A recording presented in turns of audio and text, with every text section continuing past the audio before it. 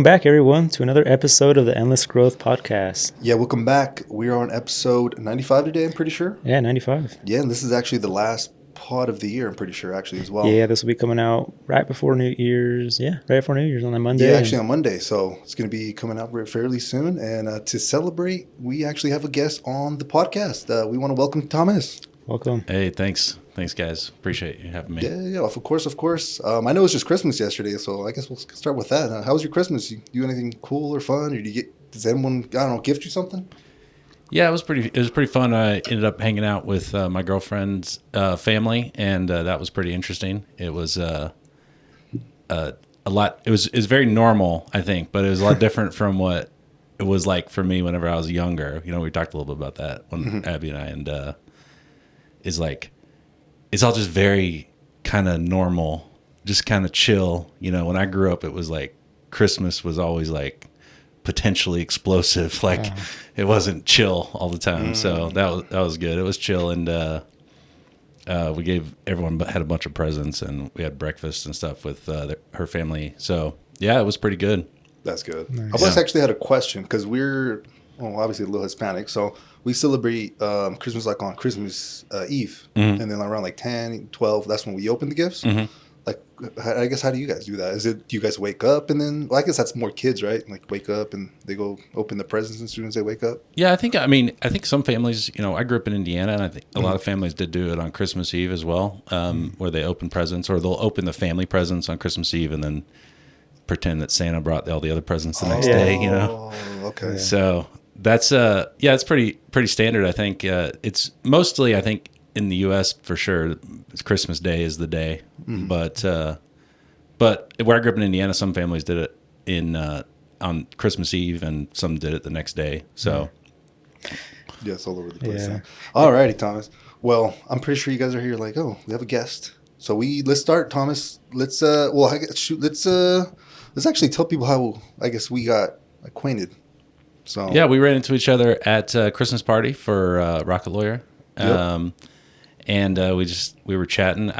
It's so fun to meet people out in the real world, because as a software engineer, especially over the last several years, everything is just digital, and there's a lot of really cool ways to interact with people online, but just being in person and talking, like, I miss that kind of interaction with people. And I've either been working from home or I've been working from home since like really COVID, but just sitting at your desk and in your own mind all the time, it's kind of a crazy way to live. Although it's fun. I could imagine, yeah. Yeah, I'm in the same boat. So since COVID, I'm pretty sure actually Abby as well. I think since COVID, they just said, hey, you guys are basically remote now, and that's what we've been doing. So, and I actually don't really interact with people at all as well. I think only the gym, and usually when I'm there, I'm kind of just, I don't know, I'm just in the zone, I guess. Yeah. So I usually don't have that opportunity as well. So I kind of made it a thing. In previous podcasts, I was like, I should be more social and go out and stuff. So I don't know, maybe the old version of me, maybe don't go to holiday parties. I'm not sure. Because I was like the only sales rep there. I was really surprised. I was like, what the hell? Where's everybody at? Yeah, usually the sales reps are always out there shaking hands and doing all that, kissing babies and stuff. Yeah. No, that's true. So yeah, we just we basically got acquainted.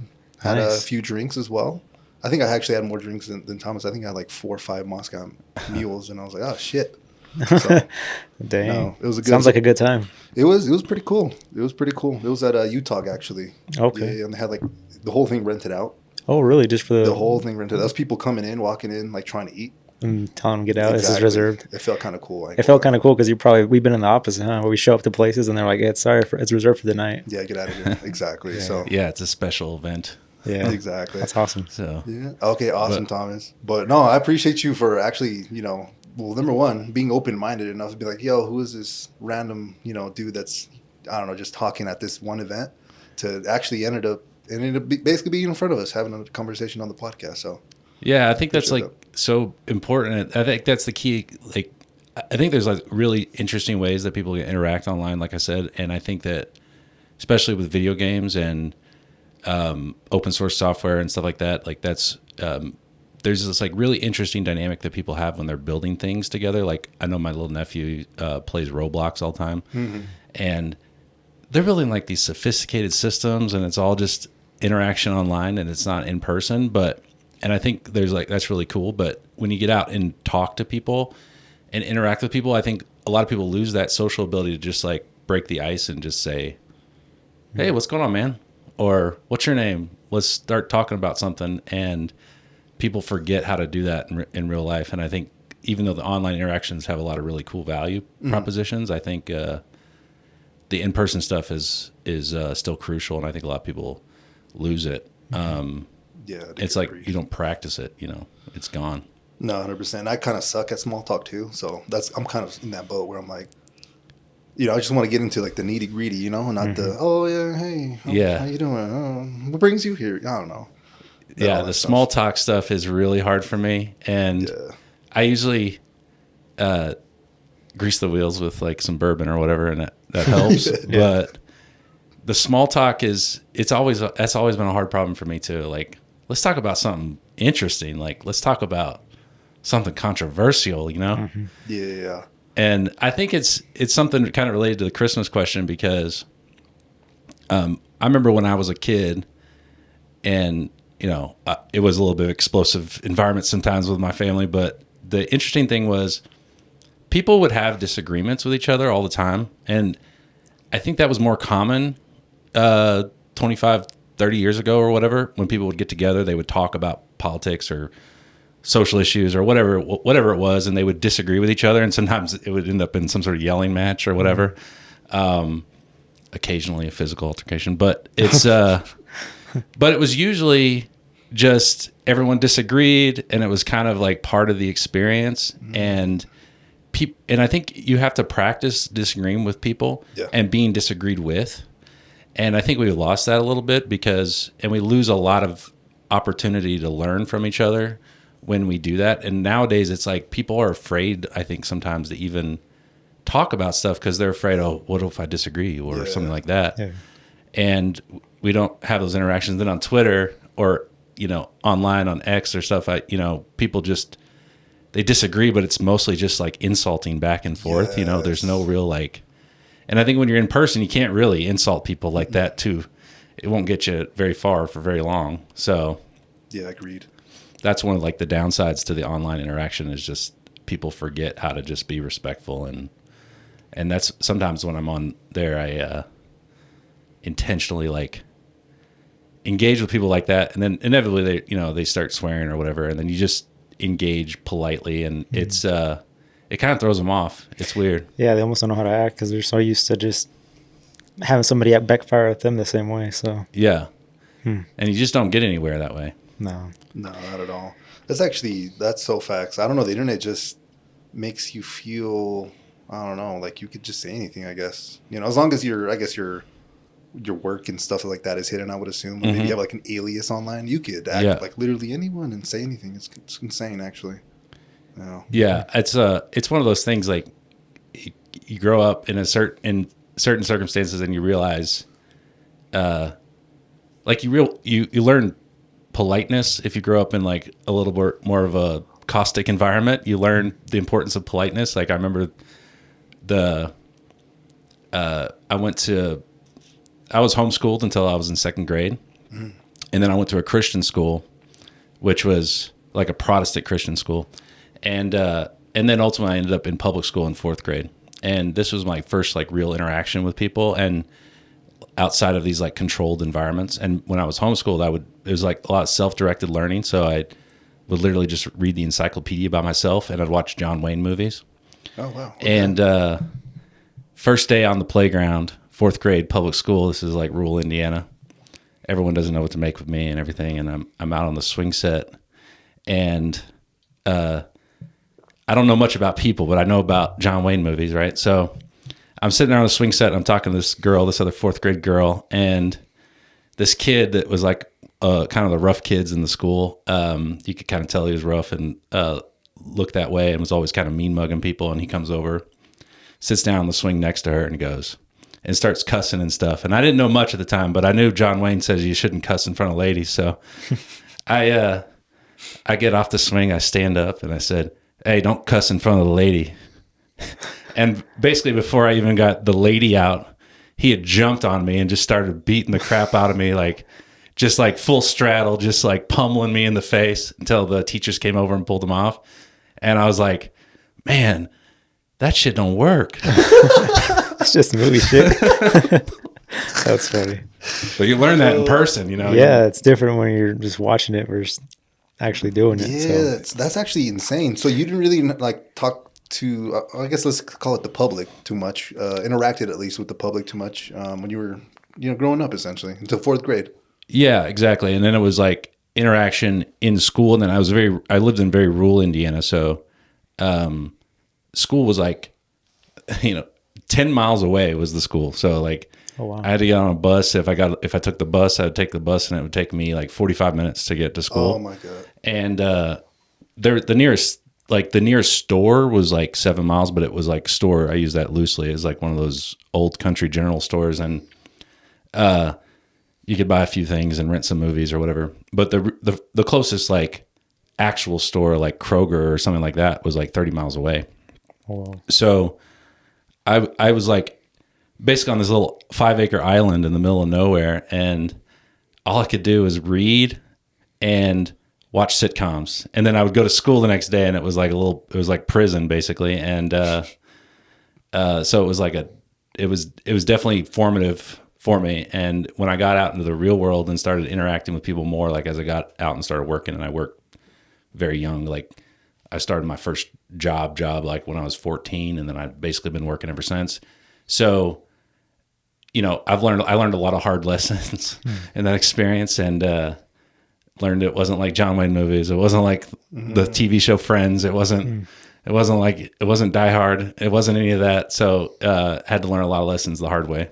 Wow, that's so interesting because I've always actually been curious about like, yeah, I mean, me and my girlfriend, we go on drive sometimes to like lakes and stuff around here in the area, and we're just like, what are the kind of people that live there, and like how is it for them for school, for groceries, and we always just wonder. And I mean, we literally have you here talking about it, how it went for you, but yeah, you're kind of just stuck, kind of hoping to, I don't know, eventually you grow into civilization and kind of adapt, but for the meantime, you kind of just have your family and you kind of grow to be around or raised by them only. And yeah, exactly. School. It's and there's really multiple kind of people that live in like very rural. There's different types of people. Like you have like the people that are kind of like anti-system, just want to get out and homeschool their kids and raise chickens or whatever. You have those kind of people, and then you have other people for whom it's just like that's their only option because they just can't afford anything else. And then you have people that were born and raised there, and they're just like very ingrained in their I heard someone call it Southern culture enthusiasts. That you have those kind of people, but then there's a lot of just like drugs and criminal activity and that kind of thing. Like there's actually a lot of gangs in rural America. Really? Yeah, people don't realize that, but there actually are quite a few gangs, like motorcycle gangs, and there's a lot of like methamphetamine and other kind of drugs that are produced out in the country. Obviously, marijuana, but that's where a lot of like the production of the illicit products happen. And then, but these people are all part of this, bigger system. So there's a lot of that there too, and there's a lot of exploitation of people, especially kids, unfortunately, in those rural areas. Oh wow! I mean, I guess it makes sense. No one's out there, so yeah, there's nothing. Yeah. Huh. Damn. So how long were you in Indiana for? So I was originally born in Missouri, but I moved to Indiana when I was 4, and then we moved out into the middle of nowhere when I was like 7, and I lived there until I guess I lived in like BFE. I don't know if is it okay to cuss on here. Yeah, 100%. I don't know if you know that expression BFE, but it was the expression we used for where we lived, which was it stands for bone fucking Egypt. Oh shit! And but anyway, I lived in bone fucking Egypt from basically like when I was 7 till about 17, and then I, through various sets of circumstances, ended up moving in with my dad, he lived in the city, which is a joke now because the city, it was this town called New Albany, Indiana, which was like about 50,000 people, and it was just outside of Louisville, Kentucky, which is about 200,000 people, but it's not really a big city if anybody's familiar with big cities. And but it was big to me because I mostly grew up around corn, so it was like a big experience. So then I moved there, and then, but then I ended up just like probably one of the most impulsive things I ever did was I just picked up and I didn't tell my dad where I was going. I didn't tell anybody because my mom had moved to Atlanta, and I just one day I drove in that Mitsubishi that we were talking about before the show. I packed up all my stuff and I just drove to Atlanta, and I never came back. Oh, wow. But then I lived in Atlanta for about 6 years, and then Mississippi for a little bit of time, and then came back to Indiana and lived there for another basically 10 years before I moved out here. Okay. Damn. Was it a culture shock when you got to Atlanta? Because I've been in Atlanta. I know the place is huge. Yeah, it was. It was definitely a different cultural experience. The first thing I noticed was there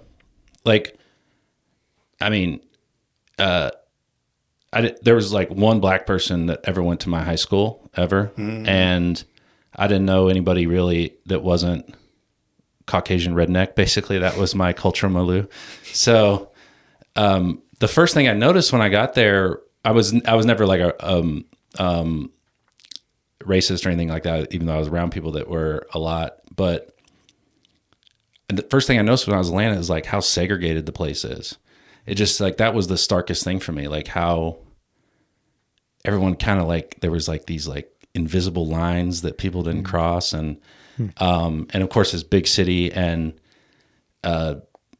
like the biggest highway at the time in Louisville was like the interstate, which is like the most it had like 3 or 4 lanes on each side. And then you go to Atlanta and it's like this giant highway that's like 6 lanes on both sides and bumper to bumper traffic like every day. But I think, yeah, the biggest culture shock for me was just like it wasn't even something that I could really name. It was just like a sensation of segregation. I don't know. It was, and it may have been just, and later in life, I learned Louisville, Kentucky is very segregated as well. But Indiana, I guess you could say, is segregated in some sense, except it's just there's only one kind of person there, and they're all just, white rednecks, basically. That's it. So that was probably the biggest culture shock going to Atlanta was that, and then just all the traffic and the people was a new experience for me. But the one thing I learned was, I don't know if you guys have ever experienced this, but I've been to a lot of different places now. Like I've lived in Atlanta, I lived in Mississippi, I've traveled overseas, I've been a lot of different places, and you find people and you go, you meet them and you go, you're exactly like this other guy I know that lives like halfway around the world from you. Yeah. Like you look the same, you act the same, you talk the same. We get along or we don't get along for the same reasons. And it's like, it's so interesting how people are the same. It doesn't matter. Like, it doesn't matter how different they are. They're the same in a lot of ways. Yeah. And you just ran into them in different areas, huh? Yeah. Yeah. I've had that happen once. I mean, I think it was this last trip we took, or one of the trips we've taken, me and my girlfriend, and we ran into this guy, and I don't think I told her, but it was just literally like a customer of mine, like just identical, the way they sounded, the way they kind of like their posture and everything. Mm-hmm. And I almost for a minute, I was like, what the hell is this guy, like my customer that I know from back home? But yeah, there's just stuff like that. You kind of run into people no matter where you're at. Everybody's kind of still. Yeah, and you see people, and you're like, "Are you sure you don't have like a cousin or something that lives over here?" Because like, I swear you might. Yeah. So that's funny. It's it's very interesting. Oh shit! Okay, well, you didn't tell us how you ended up here in Utah. How'd that happen? Yeah, so I moved here about 2.5 years ago, and I'd actually since I've been here, I was divorced, and my ex-wife, I was working remote for a company that was based out of here in Utah. It was an AI company, and that's one of the advantages of being in software business and stuff is you can pretty much work from wherever. And but she was a real estate agent, and she was wanting to get out of that kind of cycle that she was in, and she was able to get a job offer out here, but they wanted her to move, and I was like, yeah, let's do it. So we just kind of picked up and drove out here, and I was already had the job for the remote job, so I was employed, and we came out here, and that's one of the things like in my life. I don't know if it's good or bad, but there's been some like I haven't historically had a lot of like connection to a space. Like I I have never had a problem just being like, yeah, let's go, let's do it, let's just do it, let's get out, and see what happens. And yeah, and that's always been like a good. Yeah, that's a great attitude. Yeah, it can get you into trouble too, That's but true. it usually doesn't, because I when I lived in Louisville, I was kind of like a higher level middle management kind of IT guy at Papa John's Pizza, and that was up until that point. I'd always worked for small companies or startups, and I actually wanted to go work for a big company so I could just understand how the system operated, and I happened to get an opportunity. We were doing a big contract with an Indian firm that did software development and like big, huge contract. And I got an opportunity to go out to India as like a guest of this like big company. And I ended up going 4 times total. Damn. But what was interesting to me is like I wasn't the first one on their list because a lot of people were asked and they were like, I don't want to go to India. Gotcha. And as soon as he asked me, he's like, I don't know if you would mind, would you be interested in going to India? And I was like, instant yes. I was just like, yes. I didn't have a passport at the time. Yeah. I was like, yeah, let's do it. So I did. Damn, okay. That's awesome. Will you go like for a weeks at a time, or was it how did I guess that work? Yeah, it was usually it was at least a week. The first time I went, I think it was like a week and a half, because you have to. I mean, it's not. You can't accidentally end up in India. It's a long trek, even with airlines and stuff. Okay. Because the only way you can get from the U.S. to India, well, on the East Coast at least, is you have to take a flight to Europe, and then you have to take a flight from Europe to India. So that's 2 back-to-back 9-hour flights. And you leave on a Friday and you get there on a Sunday. Oh, what? So because of the time zone differences and everything, and traveling, it was funny because the first time I traveled, I had no idea what to expect. Never really been to overseas at all. I'd been to the Bahamas and I'd been to the Yucatan Peninsula, like Playa del Carmen or whatever, for like vacation, but never anywhere else. And so I got the ticket bought for me, and they bought me an economy ticket to there. And I got to tell you, like after that first leg, I probably would have like mortgaged my house to get a business class ticket at that point. And I couldn't make it happen, and probably thank God, because I probably would have maxed out my credit card to get just like, because make that happen. You're in the back, like squeeze like this, and because you have to, sometimes you have to walk through business class to go to the bathroom or something, and you're just like, what the fuck? You guys up here laying down, drinking champagne? Yeah. I was like, but then as soon as I got back, I was like, I'd love to go to India again, but I ain't going economy. You're buying me a business class ticket. So lesson learned. Yeah, it's kind of bad though, because these days I won't travel unless I can, like international. I won't travel without business class because I'm just like, but it costs so much more, but it's so much worth it. So, but it limits my options sometimes. A lot of people will be like, oh, I got like this cheap flight out to Europe or whatever. And I'm like, you're like, nope. Yeah, I'm not cattle. I won't be treated like it.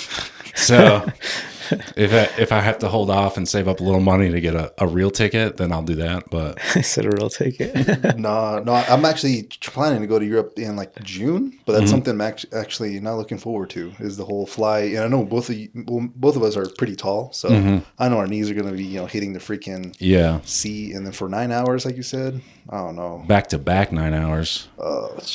So that's terrible. But talk about culture shock, man! Oh my gosh, India is. Have you guys ever been to India? No. That's a first for us here. Yeah, it's like it was so interesting because like I was tired when I first got there and I didn't really know what to expect. The one thing I was like, I talked to some of the Indian people that I worked with, and I was like, well, I was thinking maybe I'll rent a car or something. Every single one of them was like, you do not want to drive in India. And I was like, well, how bad can it be? I don't know. How bad can it be? But as soon as I get off the plane, like it's just something about it. Like it wasn't a bad smell or anything, but it was like everything about the air, the smell, it was just like completely different from anything I'd ever experienced. Even before I get like out of the airport, I'm just like, wow, I just get this feeling of like, this is not like anything I've ever experienced. And I'm there as a guest of a very large company. And so they treat me nice and they get a nice car for me and a driver and all that. But I just remember sitting in the back of that car and being like, because they don't have any rules. There are no rules on the road in India. Oh, so you can see crazy stuff. Yeah, it's like they're just like driving, and my driver was like, it's like 11 o'clock at night, so it's like pitch black, and my driver's like driving down this narrow alleyway, and there's another car coming right at him, and he's not slowing down at all, and he's just blowing his horn. That's all they do is blow their horn at each other. That's it. And I'm like, hey, are you worried about that? He's like, he'll move, and it's such a weird. It's not weird. I don't want to say it's weird. It's an interesting integration there of modernity and the old world or something. Because you do see just cows in the middle of the road, traffic stopped because there's you're in a big city, like where I was in Delhi. It's so crowded. It's kind of hard to describe, but like this New Delhi's in this state in India called Uttar Pradesh, and it's about roughly the size of New Jersey. The population of Uttar Pradesh is like 290 million people. Oh, so basically the population of America in a place the size of New Jersey. Holy shit! Wow, that's crazy. Yeah, and there's people with hand carts and rickshaws, and then you have like fancy Mercedes like I was in, and then you have it just big buildings, and then swampland, and some guy pulling a cart with an ox. Like it's Wow. it was fascinating. Damn, you literally see everything there then, like poor, middle class, probably ultra rich people, like everything in there. Yeah, because we did like these. The first time I went, it was like one of the most surreal things I ever did was, because they were trying to obviously like convince Papa John's that they were the future for their IT needs or whatever, and spending a lot of money. And we're talking big time contracts, like 8-figure contracts that we're talking about. And so their part of the deal was also a photo op for this big company in India, because they have all these people from America. And one of the things we did was go visit this this school, and we were like handing out lunch to the kids and playing games with them and stuff. And there's just like this photo op, and it was like a very poor school. It was just like a concrete building with no windows, basically. And we're rolling in because I'm there with a couple other executives, and we all go there together, and we got like an entourage of 8 Mercedes, and we roll down this alleyway, this dark back alleyway, and we're sitting in the car for a minute, and there's like trash everywhere, and there's poverty like I'd never seen before. And I thought it was so kind of like, I felt icky, I was like, because we're talking about like people that just don't have anything, like nothing. And I'm like sitting in this air conditioned Mercedes, and like we're rolling 8 deep, and I'm just like, what am I doing? It was so weird, but oh my God, so many things I learned from that experience, and just opened my eyes up to the world and everything else. It's probably one of the more formative experiences of my life, for sure, being there and learning about the culture there. It's a very different culture too. No, I bet you probably come back probably a little bit more appreciative and grateful as well, huh? Just seeing all that. Yeah, because there's a lot of, in software, there's a lot of Indian developers and people that do work in India, and there's frankly a lot of frustration and friction between a lot of the American developers and the Indian developers, and for a host of reasons. But one of the biggest appreciations I had was like, when we talk about a commute, like even if you live in a big city here in the United States, I mean, you got traffic or whatever, but it was nothing compared to what these guys had to do every day.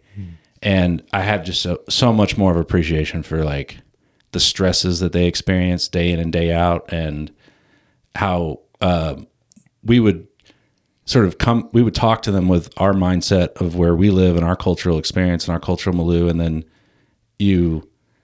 once you're in it and you understand everything that they're experiencing day in and day out, it definitely gave me an opportunity to be more appreciative of and communicate with them better. And this is another time where it was like getting boots on the ground, so to speak, and like just going to talk to people. Like it's so valuable. Like, yeah, we can do Zoom calls and we can do all this other stuff, but just being there is so crucial. And in a position of like leadership where you're trying to like lead, because at one point, at the height, my team was like 45 people total, like developers and engineers and stuff, and most of them are in India. And that just being there and communicating with the people on the ground, and trying to get through the executive cruft, because they try very hard to keep you away from like, and by that I mean like the executives at these firms, to keep you away from the people on the ground. And I was instantly like, no, I want to go talk to all the people on the ground. I don't really care about all this fancy stuff that you're talking about, because I want to get stuff done, Yeah. And that was the key, just being able to be face to face with them and talk to them, and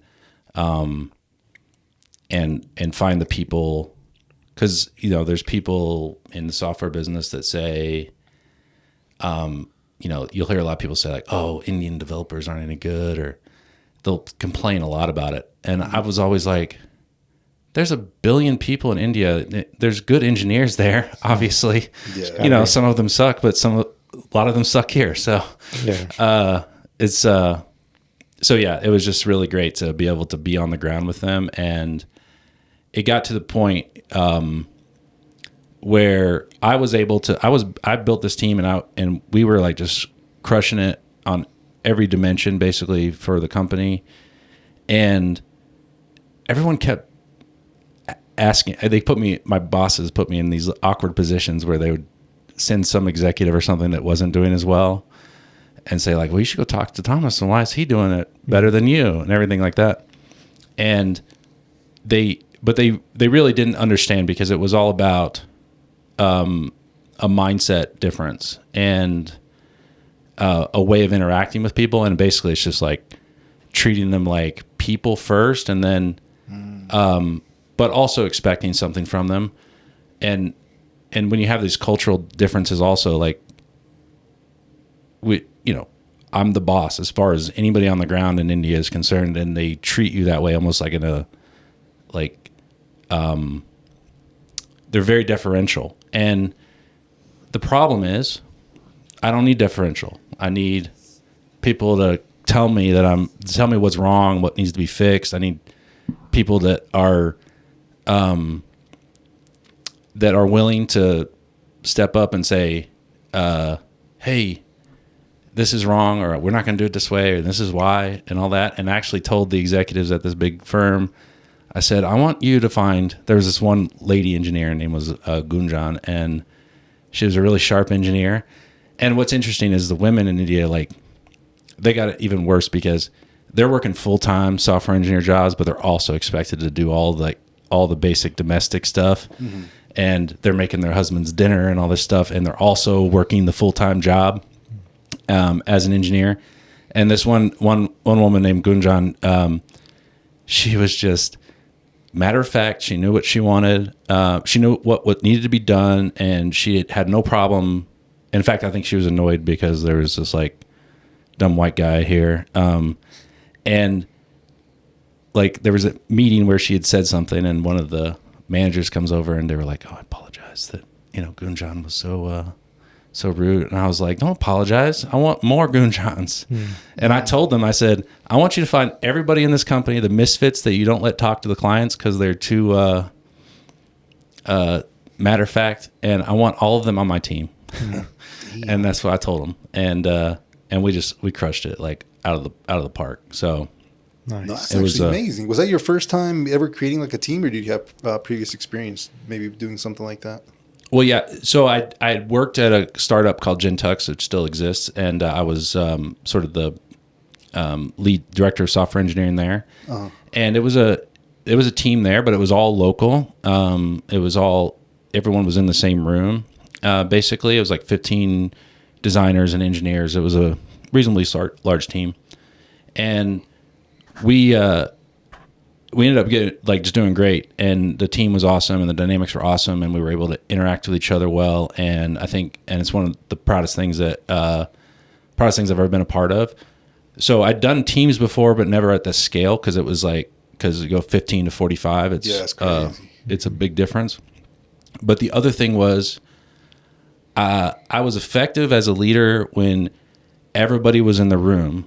And when it was like, hey, we got a problem, let's get in front of this whiteboard, let's solve the problem together. And it's like you have, and you build trust over time, and learn how to be open and honest, and you have that way of doing it. But then when you scale higher and you have more people, especially when they're not co-located, then, one of the things is you can't just like through sheer force of will, like guide the team in a direction. Like you need them to start doing that on their own on the ground.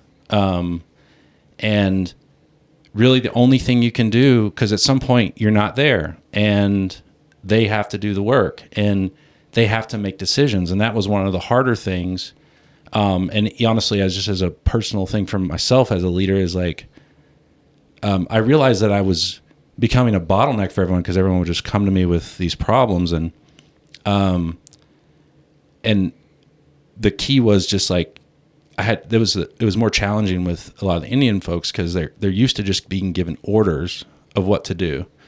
And you lose a lot of time because of that, and you lose a lot of clarity because of that. And that's just as part of their culture. So the hardest part was just like being like, guys, don't ask permission from me. Because the time zone was like, if when we wake up in the morning, you guys are going to bed or you're finishing up your workday, you say, hey, we weren't sure about this thing, the specific detail, and we wanted to make sure it was okay to do this. And one of the things, my objectives while I was in India was it being like, look, don't ask for permission. Tell us you did it. Make the decision. Tell us you did it for sure. And if we have a problem with it, we'll let you know. But don't wait for us to tell you, because first off, we're not, doing heart surgery here. It's like we're building software to sell pizzas. Like there's not really much you can do that really is going to mess up much that bad. Even though everyone will yell at you and all that stuff. But that was one of the challenges. And I think that's the big difference between like not just a bigger team, but a team that's not co-located. It's a different kind of approach. And it's basically, I got a lot of the ideas and inspiration from this book called Team of Teams. I don't know if you guys have ever read it. Mm-hmm. It's by this guy named Stanley McChrystal, and he was a general in the Iraq War. And one of the things in there was, the United States military was basically early days, maybe all the time, I don't know, but early days for sure, were basically getting their ass handed to them on the ground. And what Stanley McChrystal realized, was the reason they were is because their enemy, the Al Qaeda networks or whatever they were, that were there on the ground, were basically self-organized. They didn't send things up the chain. They just kind of organized because they had common heuristics and common goals that were small, and they would just kind of like self-organize. So the United States military was like, okay, we got to kill the leader, and it's like there is no leader. Mm-hmm. So there's no one to kill. It's just because you kill one and then another one comes up. So kind of what his whole theory or idea was in this book, Team of Teams, which he goes into a lot, is was trying to change the culture of the United States military to be less top down and more on the ground, making decisions and gathering intelligence, and then automatically sharing that across. And I just seen that in my career. Like that's probably the biggest problem in like business and corporate America, especially, but business in general, is like all the structures are hierarchical still. And most of the important communication goes left to right, not north to south. And creating a culture for where that can happen effectively is challenging. It's difficult, especially when you have to deal with the people for whom the hierarchy is not only all they've ever known, but crucial to their own identity, you know? Yeah. Because where they're at in that hierarchy is important to who they are as a person. And it's hard to change that that mindset a lot of times. 100%. Yes, because it's just more driven to like I guess their sense of purpose, almost like their ego. So yeah, exactly. Yeah, I get you. Damn. Okay, so that's like one way that you could essentially were able to overcome that was, you know, F all that. Obviously you want the team, so you're more willing to give people almost like in sort of independence. Yeah. In a way. And independence, and then they have to trust you in return. Okay. And half of that is just, well, it's just being fair with people, but also you have to be the example of the thing. Yeah.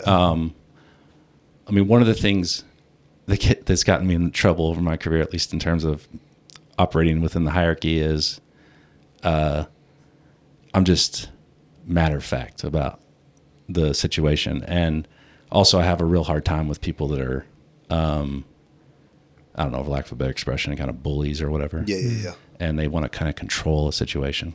And I won't go into the details, but there was a time where I really subverted all expectations in this big meeting of people that was just like completely different, the way I interacted than they had ever experienced. And one of the guys, the vice president of operations or whatever at this company was, he goes to my boss and he goes, does he know he would have been fired for that in any other circumstance?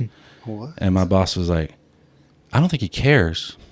And I was like, I don't care. But also the thing you can get away with is when you're competent, you can get away with a lot more of like not sort of kissing the ring or bending the knee. It's like, I call it the armor of competence, because for a lot of people in companies, like they're not really competent at their job because one, a lot of people don't even know what their job is in most companies.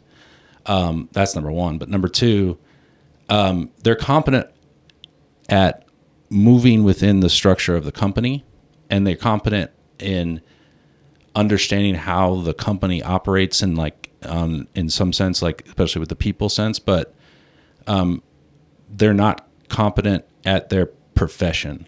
Like a lot of people don't even have a profession. They see themselves as like, I'm a manager of this thing at Papa John's Pizza or whatever. That's just an example, but it could be any company, rather than I'm an engineer or I'm a mechanic or I'm a salesperson. And that's who I am, that in terms of like my career world.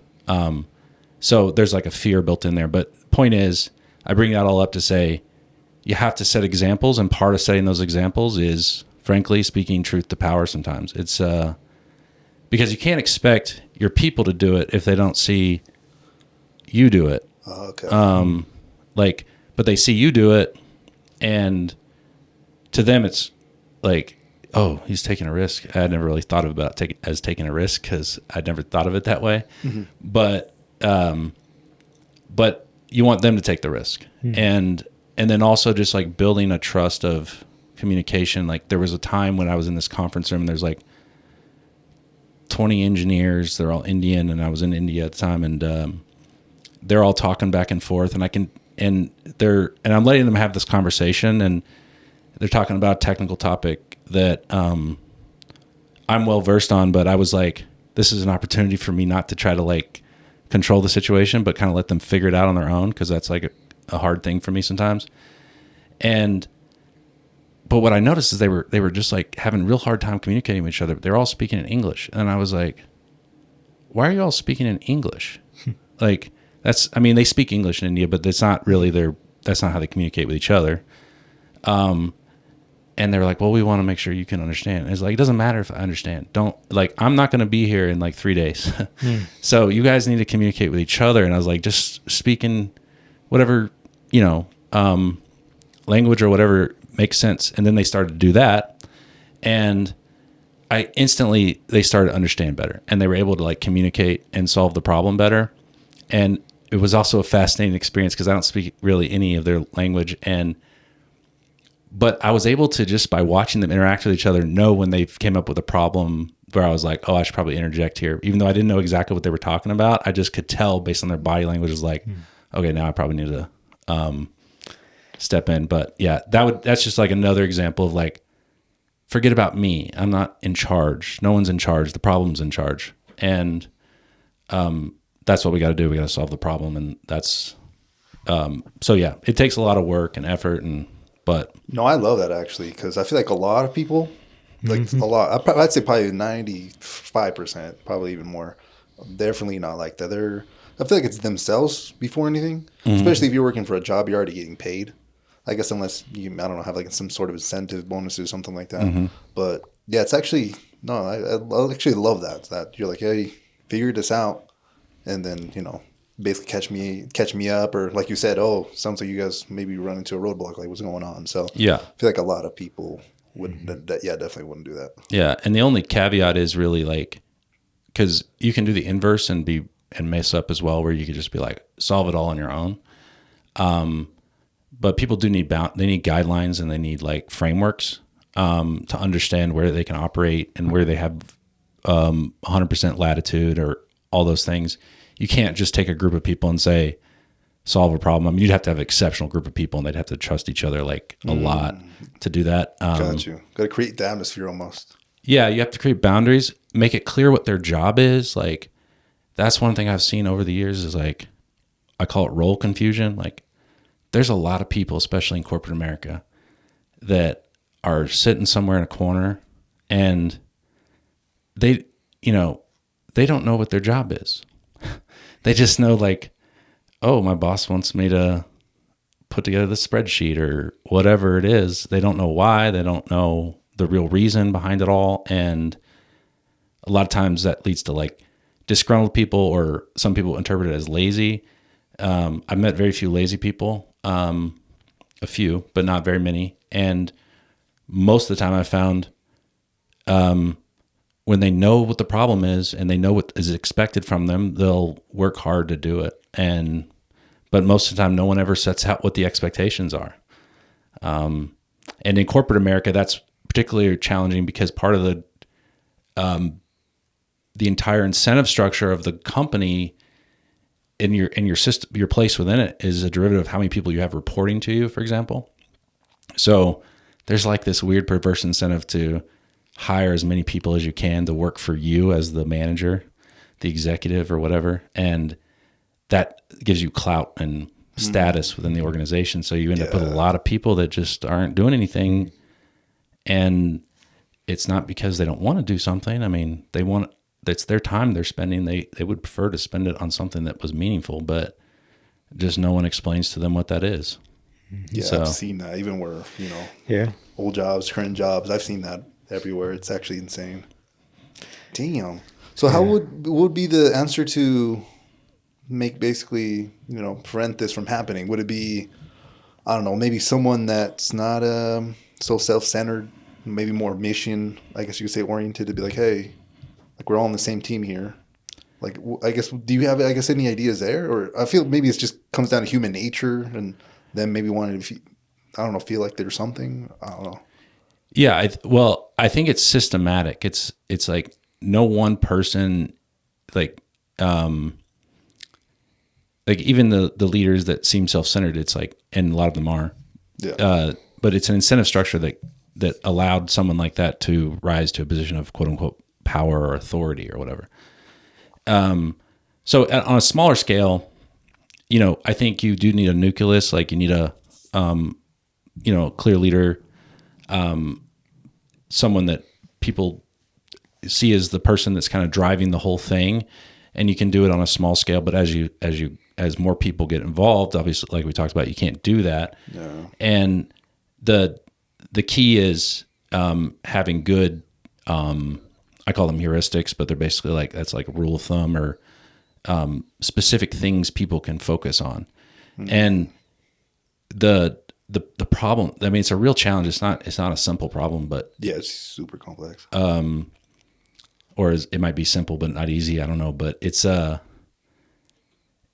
of those things where like you have to have the clear objective. You have to have a clear problem, and then you have to make sure people know that this is your way to solve that problem. But a lot of times, especially like in customer service, like this is a good example because it happens a lot, is they measure everyone on their queue times, for example. Like how quickly are you clearing these queues of tickets? Yeah. And then the managers gets measured on how quickly the people below them are clearing the ticket queue, and then the manager's like, clear the ticket queue faster, and they don't really give them any the tools to do it, or no one really knows why the queue is high. But also, they have all kind of forgotten that their job is not to clear the ticket queue. Their job is to service the customer. Yeah.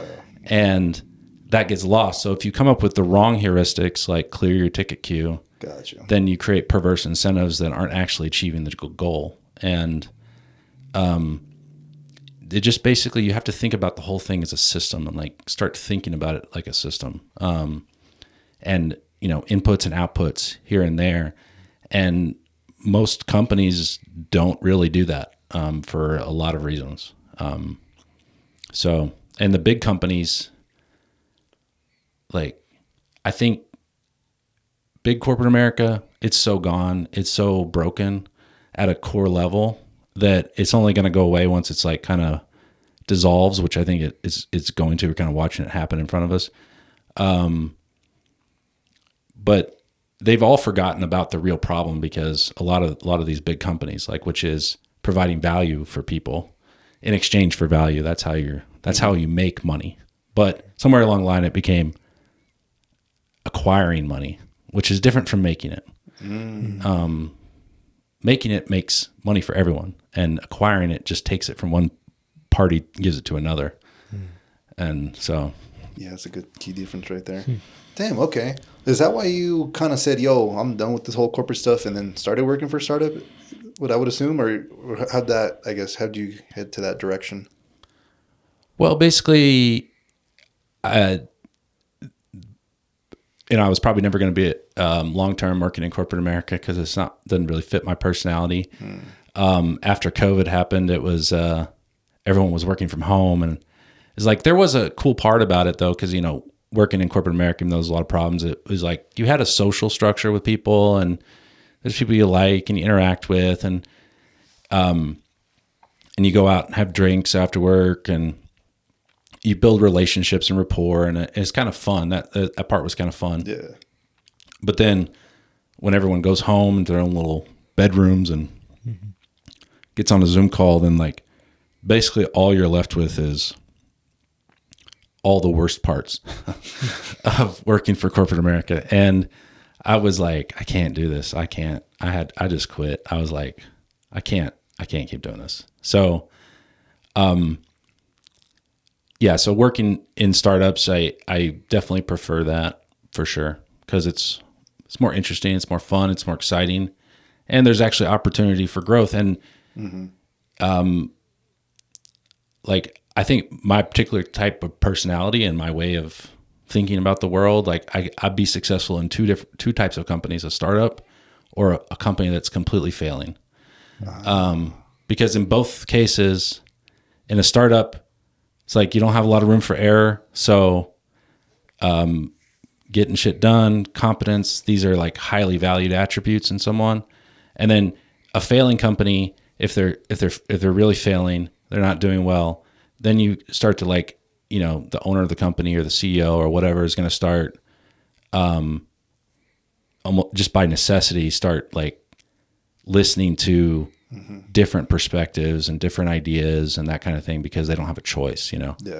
But once a company becomes established and they have a clear product and a business, then it just becomes a race to control the levers of power within that organization. And I don't think I could thrive in a place like that. Yeah. So That's actually something I've considered as well. I'm like, long term, I don't think I can see myself like at a corporate job. So I've always been interested more in like the entrepreneurship or doing just maybe a contractor thing if it's not something big like that. But yeah, for the exact same reasons where I just don't like the whole, hand holding or, kissing someone's, like you said, ring or some shit, Yeah, just moving my way up that way. I don't know. I feel like I don't know, just discourages me. And I don't know. Yeah, possibly the same reason. So it's good to hear that there's other options, you know? Yeah. There's always the option of making money, and that's providing value. And the good thing is there's a lot of value to be provided in the world. And that's where you have to start always. Like someone has a problem, you solve it for them.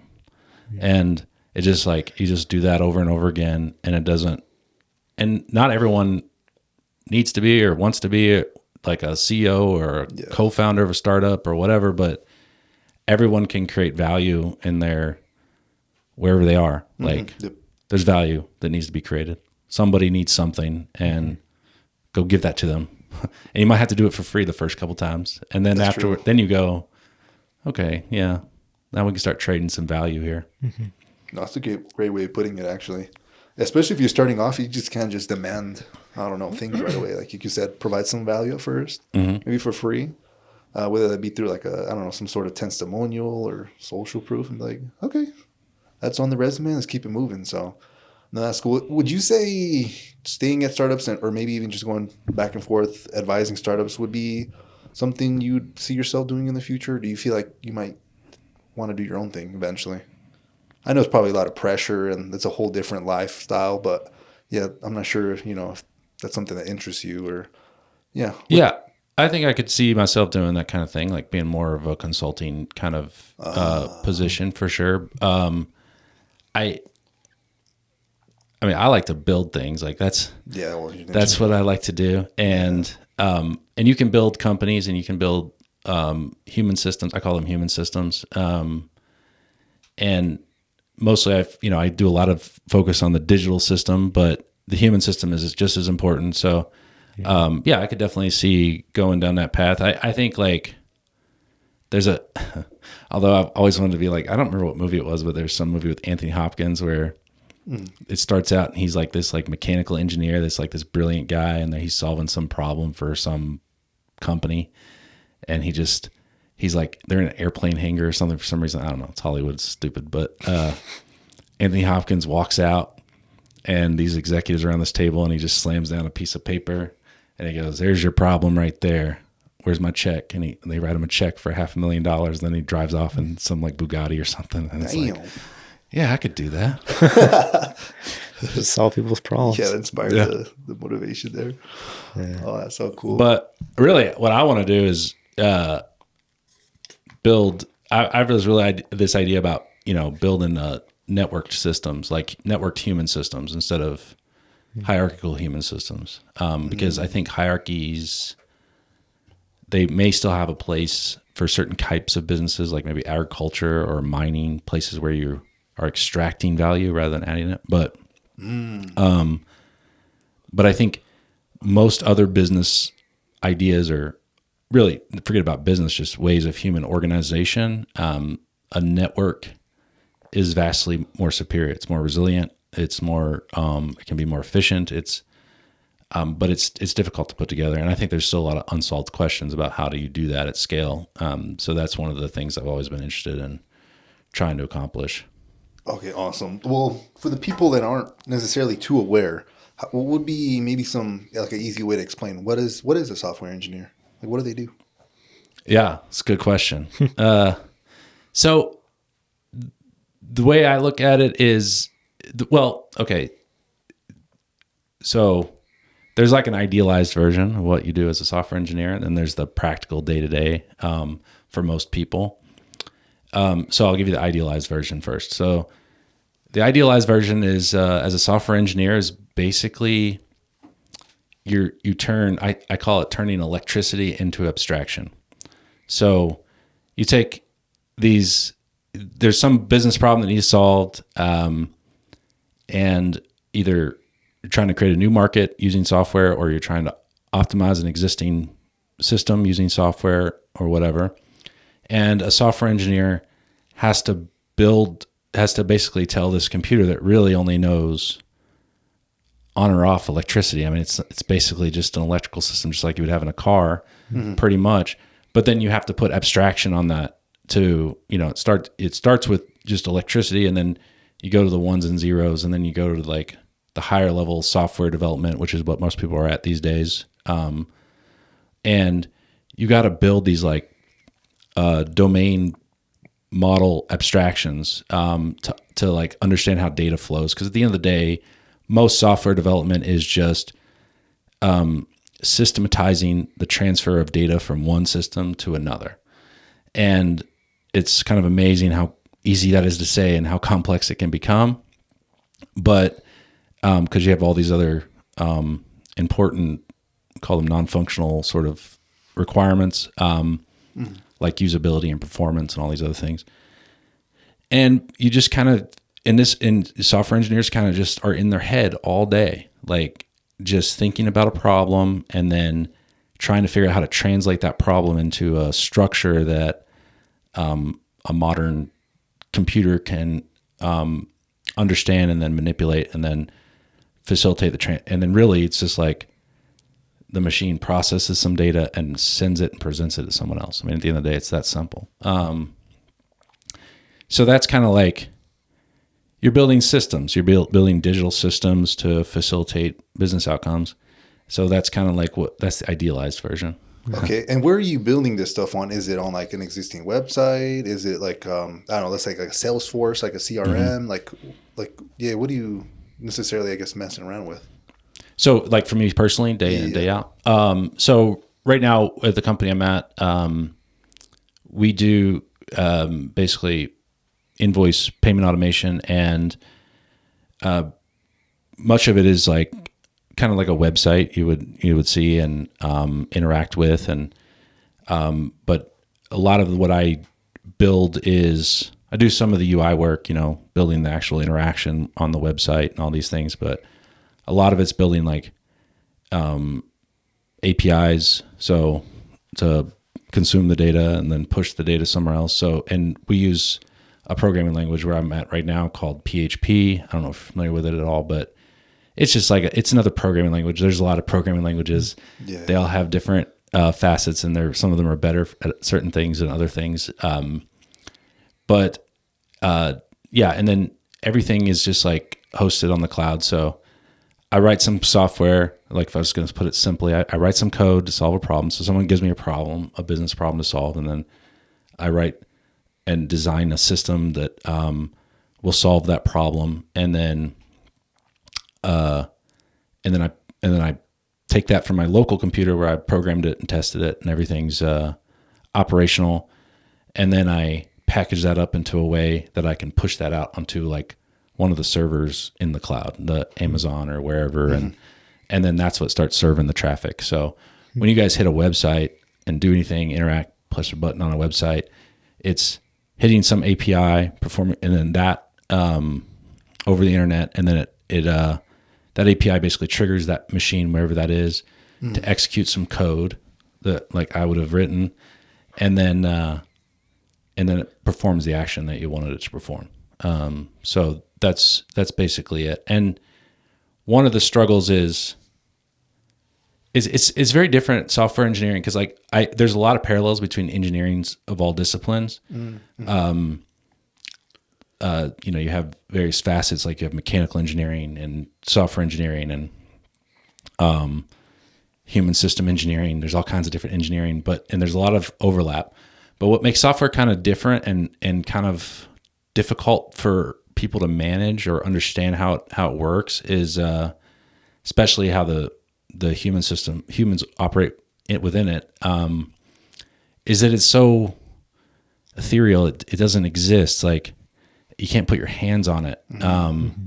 So like if you're building a car, for example, or a house, and it's actually one of the more, let's say a house, like one of the more frustrating things about software engineering is like, if you're a construction worker or you're a design architect, you build a house or a building or whatever, and at some point you've finished, it's done. That's the house. Maybe it's not designed exactly how you wanted it. Maybe there's things you would have done different, but it's done. It's over. The house is built. Mm-hmm. And it's not your problem anymore. But with software, it's never done.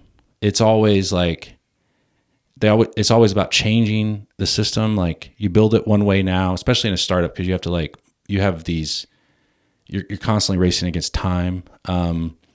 So you have to build it in a way that's like, okay, I have to think about how this is going to be to maintain or change in the future, because I know it's going to change, because that's the only thing that stays constant, especially in a startup, but particularly with software, is that you know it's going to change. But then you also have to balance that with, but we got to get this done because we have funding that's contingent on this thing being delivered. So that's one of the challenges, and it's just never really, there's never really a moment where you go, I have created a house. It's just like, I fixed that problem, or I've added this new feature, but I know I'm gonna have to come back and refactor that later, and all these other things. So, damn. Yeah, it's a lot different that way. Yeah, wow. It's kind of hard to almost conceptualize almost. It's that's kind of shit. Yeah, there's a lot to that, it seems like. And I would have no idea. I mean, it's making sense the way you're explaining it to me, but back then I feel like I've had these like interactions with other people and it never made ever sense till he's explaining it now. But hella different. Is there ever times where you build, like, let's say software, I don't know, like a year ago, and now and I'm assuming you probably build on top of that, right? In a sense that maybe something that you did like a year ago is interfering with something that you're doing now, so now you have to go back to like step number 1 or A or something. Yeah, it is. It's probably common, I would assume. Yeah, it's very common, and there's a lot of reasons for it. I think part of it's like the boundaries. Like if you were going to use a car as an example, it's like you have an alternator, and an alternator has a very clear input, a very clear output, and it has a role within the whole system. And everyone kind of can conceptualize that because it's physical, it's material. But in software, and this is where like software engineers are not commodities for this reason, because it's not just about writing the code. You have to design it in a modular way, you know? And it's true of all engineering disciplines. You know, if you, design a car one way and then you want to do something else to it later, you may realize that like the original design won't really facilitate that, you know? And that's like the balance so there are plenty of times where, and really you only get this through experience, is of making mistakes when you're writing code and realizing that later you have to backtrack, and you realize this thing that should be easy isn't, because you have to unpack all this other thing that you did. And there's a host of reasons why it was done this way. Most of them not technical. Most of them are business, situational to the business and where it was at the time. In fact, in my experience, and because I've been at so many different companies, like I can look at someone's software code base, I can look at their code base, and I can tell you how their company works. Wow. Because I know how these decisions get made, and I can tell you like, oh, I could like basically, I think I could. Someone should try to challenge me sometime. But I'm pretty sure I could take a code base from any company. I could look at it, and then I could tell you how that company operates just by the software that's been written. Wow. So it's and there's actually a rule for it. It's called Conway's Law. It's this thing this computer scientist came up with back in the day, but he basically said this guy named Melvin Conway came up with it. But the law is you're destined to build software systems that reflect the communication pathways of the organization that's building the software, basically. So they end up being mirror images of each other. And the truth is, like, it goes both ways. It's like the organization influences the software a lot, but then the software can influence the organization and decisions they make over time. And this is one of the just basically the biggest challenges of software engineering. And you add on top of that, there's like this human system component, because there's basically, I think most like executives and people higher up in organizations, like I think secretly, and sometimes not so secretly, they despise software engineers. They despise them because one, they're usually making the most money of anybody in the company. Number one, maybe even more than some of these executives that have been 25 years, doing whatever they're doing. They don't know what they do. They kind of know it's important, but they don't know what they do or how it's done or why they're making certain kind of decisions. And they're and then software engineers have options usually, like not like stock options, although they often have that, but like, I mean, like they're in high demand. So Yeah. they create this tension between everyone else in the organization and software engineers, and it's felt both ways. And I think it's everyone's fault. It's software engineers' fault too. Like, because a lot of times they can get too in the weeds. They don't get their head out of the code long enough to understand the bigger picture. And then, you know, I understand that. And there's another side to it where they just like, you know, the leaders will make decisions and they don't understand how it impacts the system broadly. And there's all this back and forth. But yeah, I think that's a big problem. And it's funny because like Salesforce, for example, early in their days when they first got started, their big marketing was no code. It was no code solutions. That's what they would that's how they marketed it to all these executives. Like basically it was like kind of secretly, it was kind of like no engineers. Like we all fucking hate those guys, right? Like those autistic jerks. Like what are they doing? But that was how they marketed it. Of course, that's not what Salesforce is now. Salesforce is just more shitty code. But yeah, anyway. So I think maybe someday I'll write a book called Software Sucks and It's Everyone's Fault. Yeah, So. you probably get sell hella copies with that. Yeah. Yeah. Damn. So I think if I remember correctly, when we were at the whole event, you let me know that you actually were, well, you kind of let me know how you got into this whole thing for a little bit. But if I remember correctly, you were working on, I believe you say like the weekends, bartending. Mm-hmm. And during the week, that's when you actually started learning yourself on the computer, like online. Yeah. So that was, so how I got into software engineering is pretty interesting. It's actually pretty common for software engineers to be self-taught. I call it self-directed learning. Okay. And that's one of the beautiful things about it. It's also one of the problems. But yeah, so when I was at the time I was living in Biloxi, Mississippi, and I was working as a barback at the Hard Rock Hotel and Casino, and I was kind of liking it. It was cool. I mean, I got to work in nightclubs and concert venues, and I worked at this dope pool party, and I made like $700 cash each week. Plus, I got paid $8 an hour, and I only had to work 3 days a week. Wow. And I was in Mississippi, and I was living in a 1-bedroom apartment that cost me $500 a month. So all the rest of my time was mine, and it's so basically, yeah. Just I was like, I didn't like at that time. I was like, as far as I was concerned, computers were kind of magic. I didn't know how they worked or at all really, and I was just like, I don't want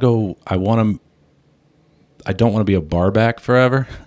And I knew I was very good at abstract thinking, and I was like, well, I think computers might be a good thing. So I just started going online, and I started out going to MIT website has this thing called OpenCourseWare, where they have all these free courses you can take. And the first one I took was on software engineering. And and then I just started to kind of do my own thing and started learning about it. And then I had a friend who was a software engineer, and he and I worked on a project together, and he kind of mentored me a little bit too.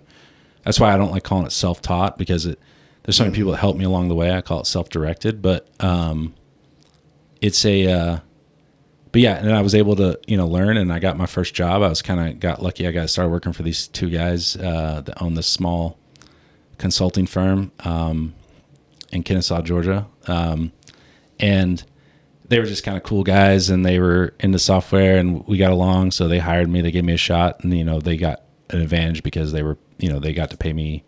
This is that thing about adding value first. And then, so they paid me, well below market rate for a software engineer, but I wasn't a software engineer. I was a guy that wanted to be a software engineer. So I started working there, and yeah, just kind of never looked back. And I don't know if you guys have ever had this experience, but when you learn something new and there's something that interests you, like you just can't get enough of it. And you just like, that's how it was. Like I was just like shoveling every piece of information I could about software. And then I was like building things for these like little small projects and learning about them. And then I just like gobbled up everything I could about software engineering, and just like, kind of went all out, learning everything I could. And, and then I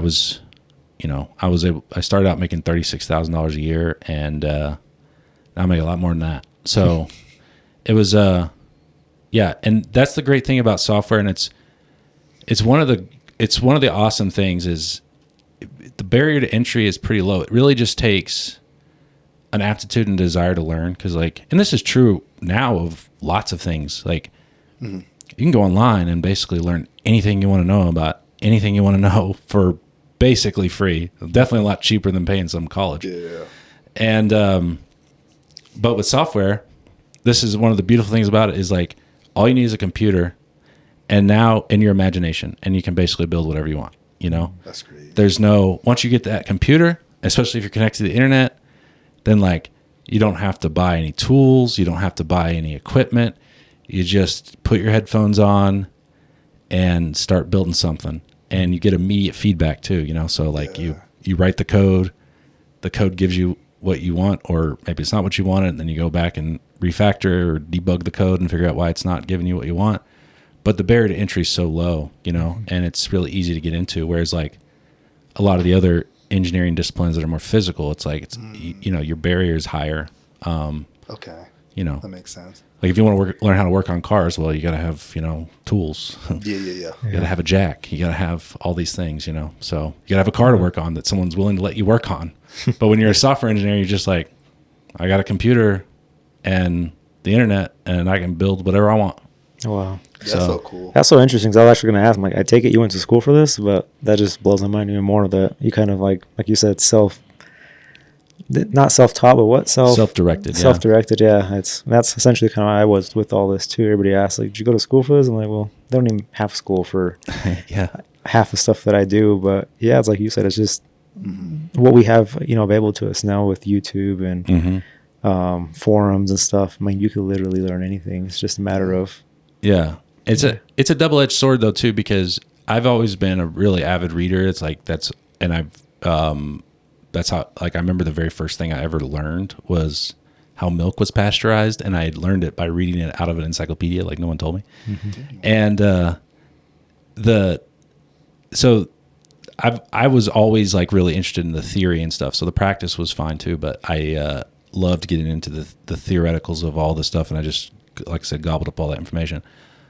A lot of people, they get into software because, like I said, self-directed learning and these kind of things, but they don't. And like one of the things I wish I had more of was like a more rigorous, structured, sort of computer science curriculum rather than just. And I think it's probably true, like mechanics too. I think is like you can learn a lot just by tinkering with a car. But if someone taught you the principles of mechanical engineering from the beginning, then you wouldn't have to tinker so much, Yeah. And I think that's I've gained more of that over the years. I still have spaces and gaps, but a lot of people don't. They just like learn how to build websites and then they stop. And but some of those foundations, they do matter a lot. Like they do matter. And there's, I think, sometimes people think like, oh, those academics, whatever their thing is, like we just, we're what matters is getting this thing done, but there's a lot of core principles that matter, and learning those things are important. So. No, that's really great. So you didn't go to school, but you got self-directed, right? Yeah. I was just like read a lot of books and, then tons of experience in the process. Okay, because I was going to ask, let's say I'm applying for a job. There's 2 software engineers. There's some dude that, I don't know, say at MIT or something like that. But on the other hand, it's you. You've been working, as an engineer for, I don't know, let's say a decade and have all these experiences.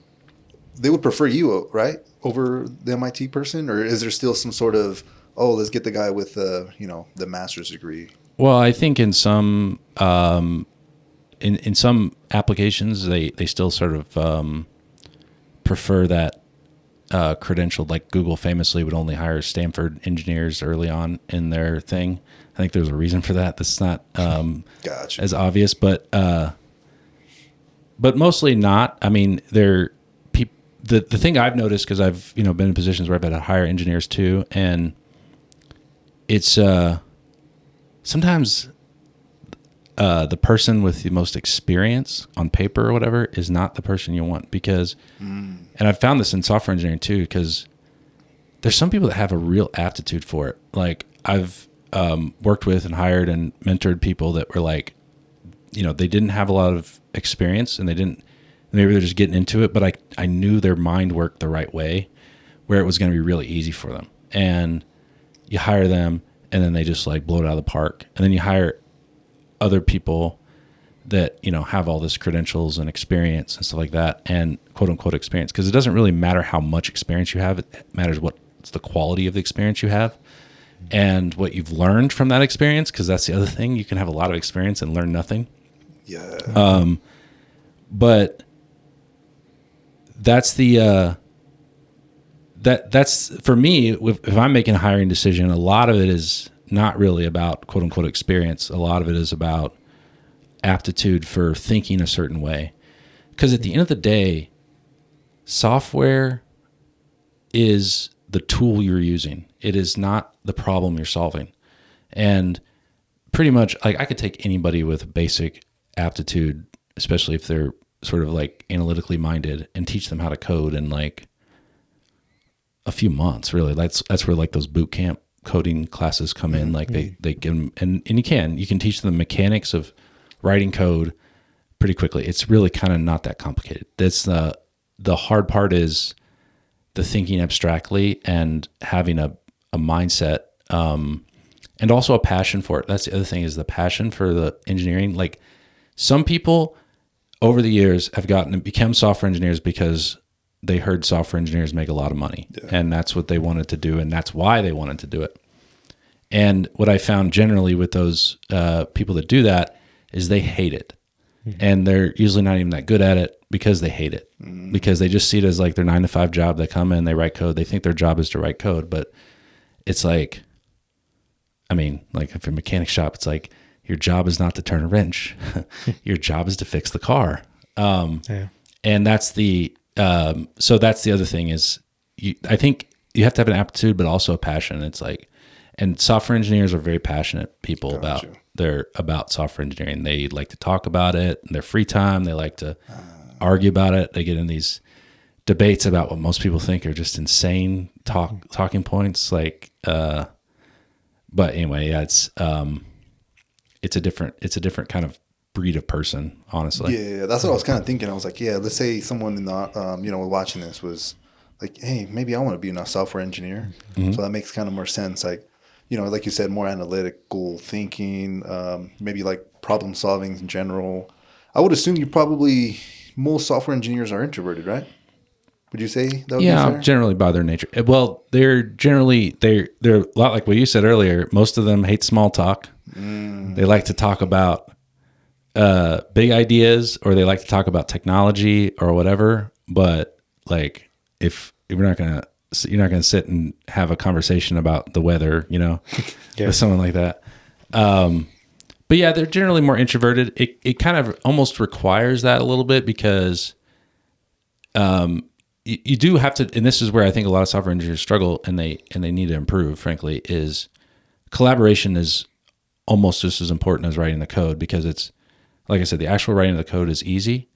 Making sure that you're writing the right thing for the right reason, and also that thinking about what it's going to be in the future and how easily it is to change and all these things. And this takes communication and collaboration, but not up the hierarchy, left and right within the organization. And, but the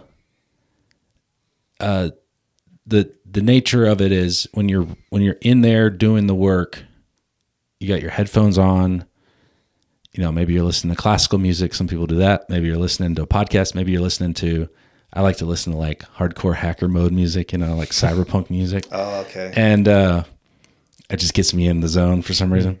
And you're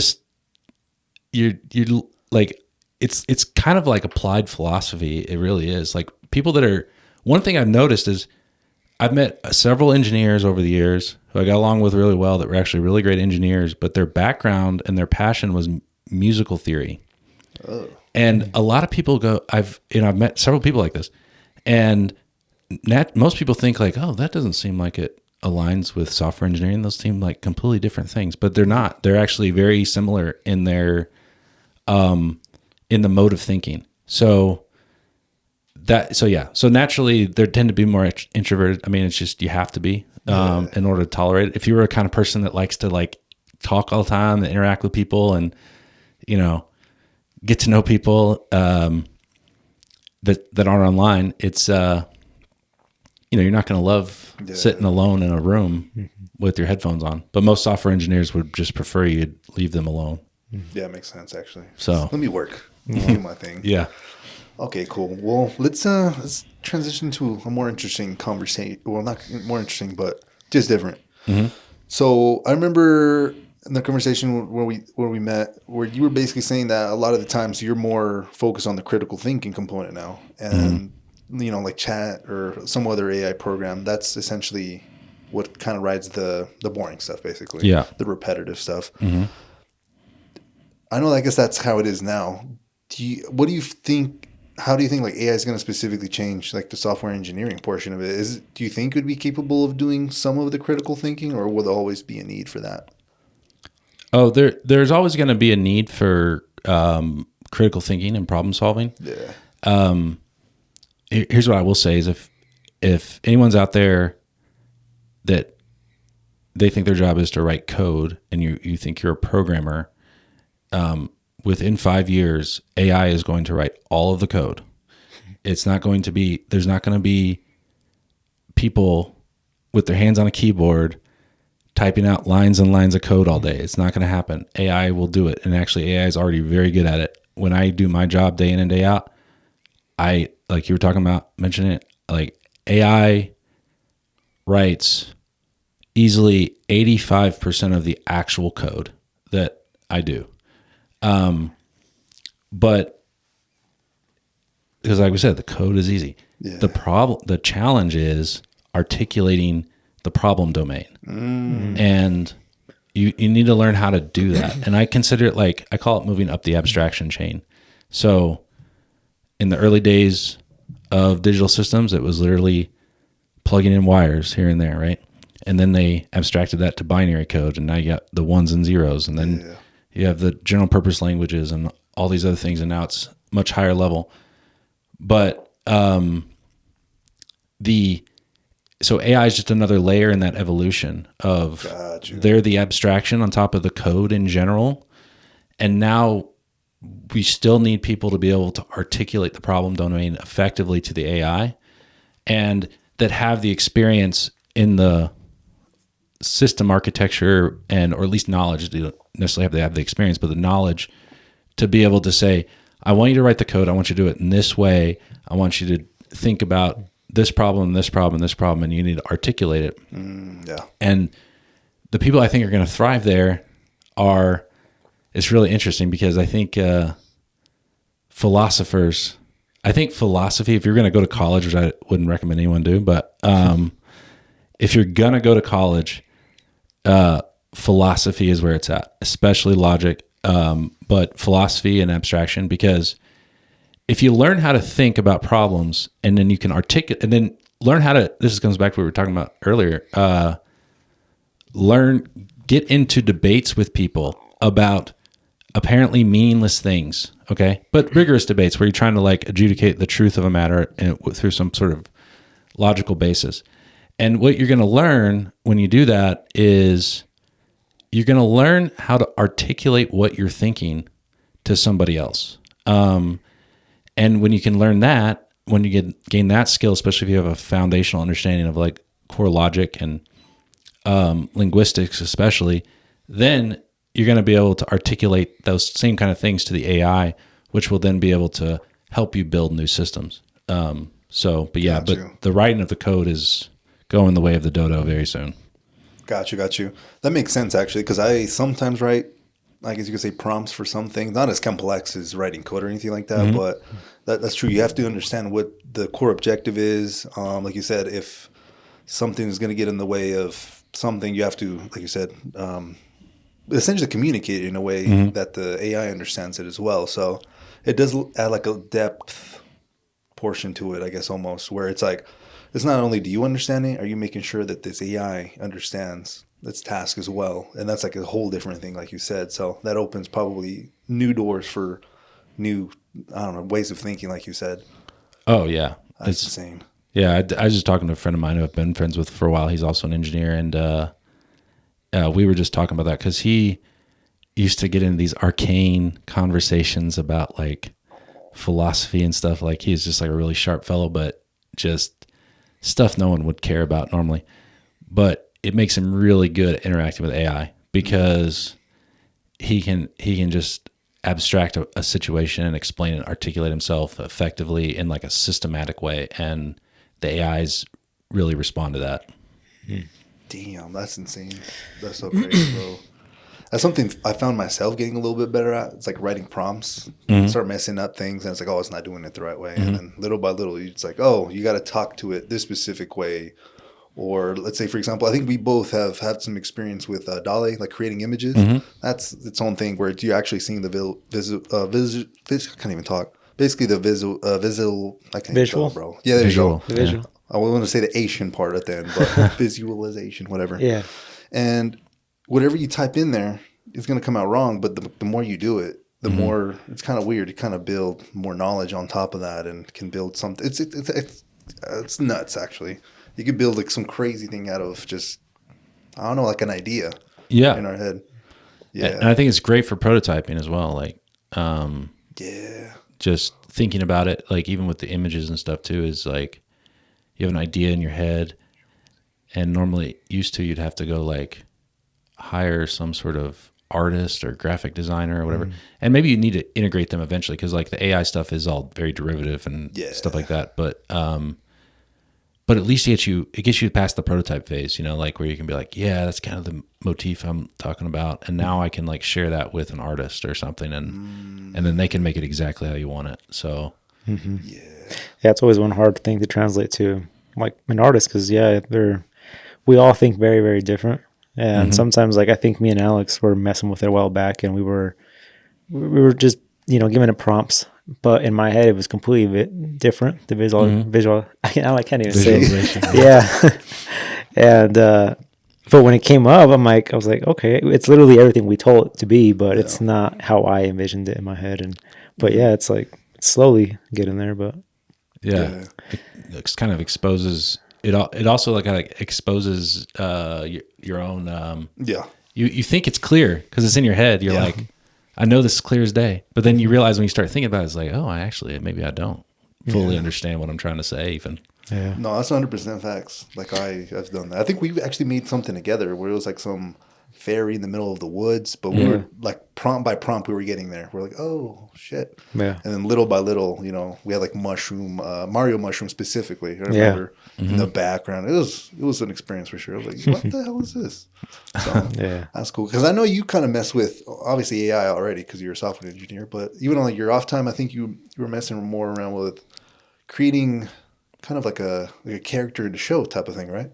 Yeah. So this is something I just kind of do when I have time. I want to feel like it. I do have a character. I'll just tell you who he is, even though like he talks so much shit on X. It's crazy. But so I'm kind of hesitant to even say, but I'm going to say it. No worries if not. No, it's Lefty Hitchens. And the idea is I think that these characters that you can create, because like when we were talking about the difference between interacting in person and interacting in real life or interacting online is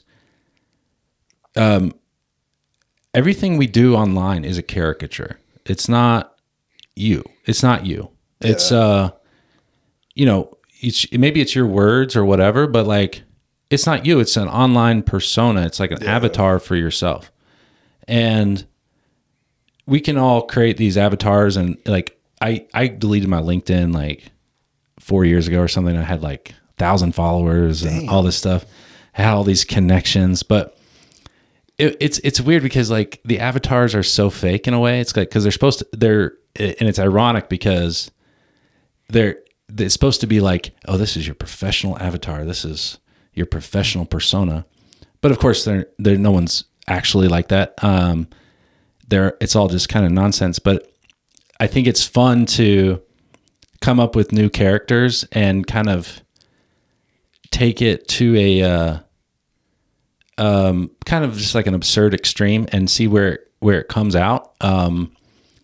And I think that may become the future. Like, I think probably in the future, our AI avatars, like we won't even be interacting with other people online. I think that we'll create our own AIs that we train, and then they communicate with other people's AIs, and they go back and forth with each other.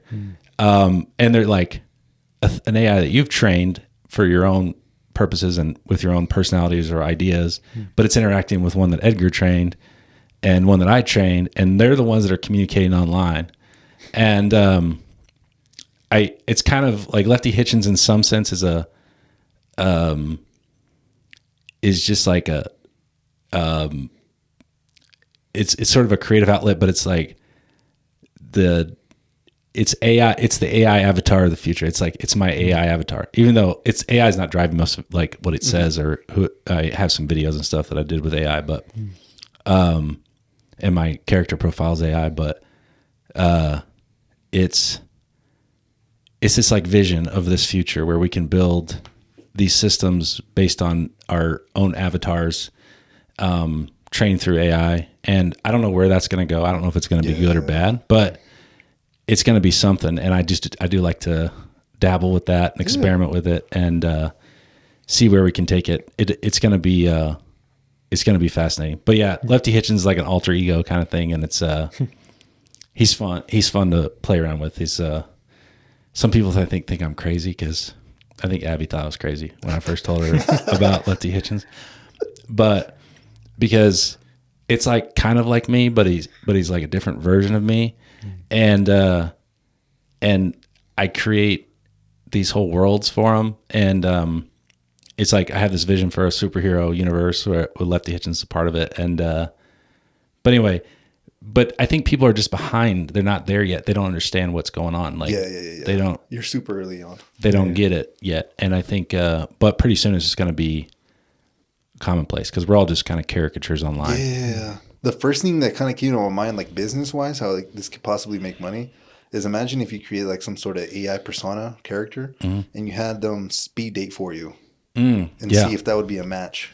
Yeah, I think that's like great application. Yeah. Like, what the hell? Like, oh yeah, you're compatible with this person. Y'all had this conversation already. Like, oh shit. Yeah, I've been talking for 3 months already. And you think about it at work too, the same way. Like, think about we have so much communication going on at work. I think like we have Slack, you have Zoom, you have email. There's just, I gave up trying to answer email years ago, because like there's too much information. Like, you can't parse through it all. Like, how could you?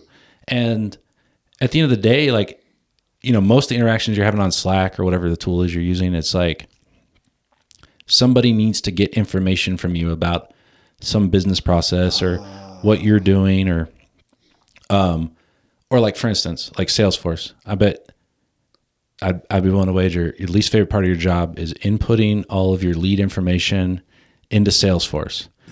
And you're doing that so that somebody can see a report of, like, you know, and they can try to model the whole process. But what if you had an AI avatar and you just talked to it? You're like, hey, I checked in on this guy, blah, blah, whatever.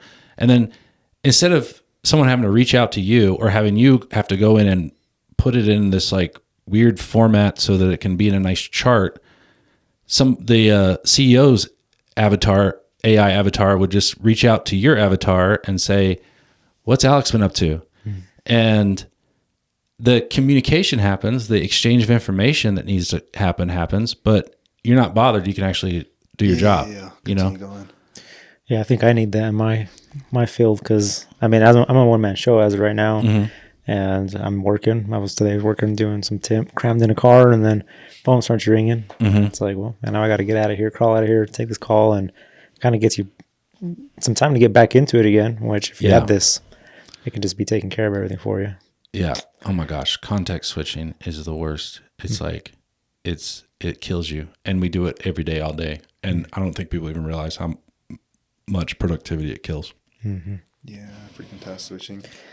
No, that's so dope. No, I appreciate this conversation, Thomas. I'm not sure how long you all trying to be here. It's almost been It's been actually an hour and 40 minutes, so I was checking, wow, yeah. and I'm like, yeah, I know some of us have to work and stuff, Yeah. but I have one question for yeah, you. hit him with it. Now talking about these whole AI things and stuff. You ever think we're in a simulation? No, but this is what I find this theory very interesting because about that we're all in a simulation. I mean, I guess it depends on what you mean by simulation. What do you mean by simulation?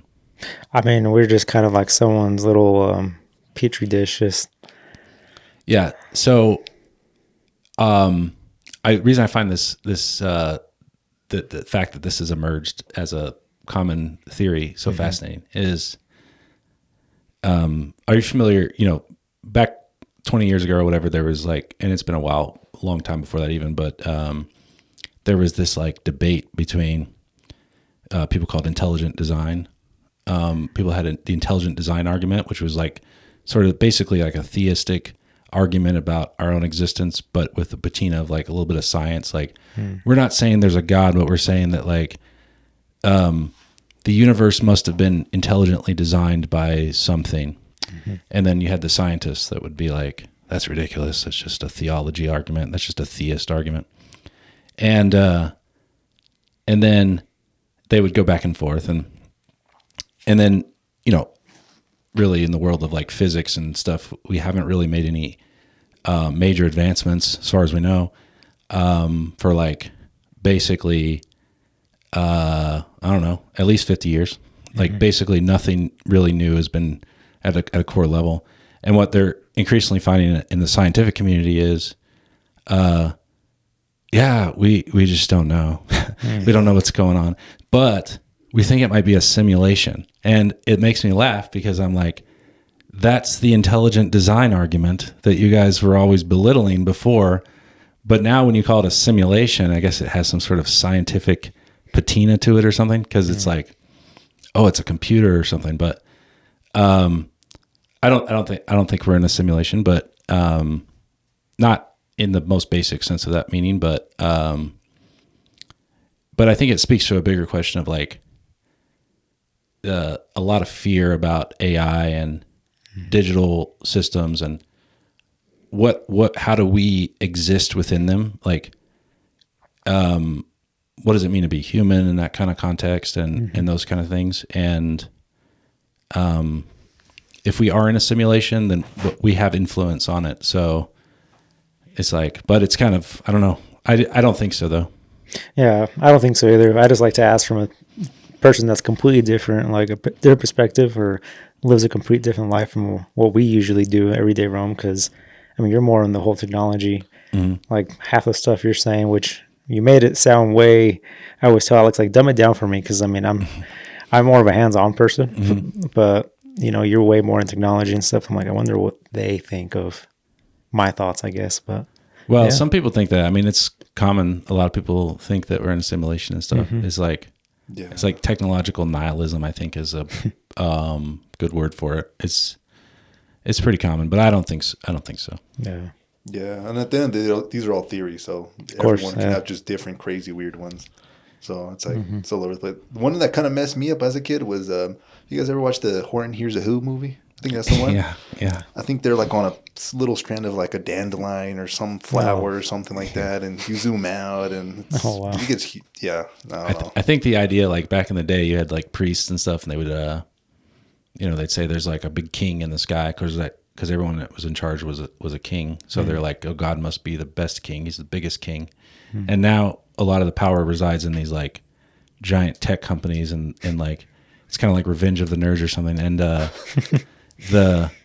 and now it's like God must be a giant programmer in the sky, you know? He's the great programmer. That's true. If he's Taking over, essentially, you know, it's little by little. It's kind of, yeah. That's nuts.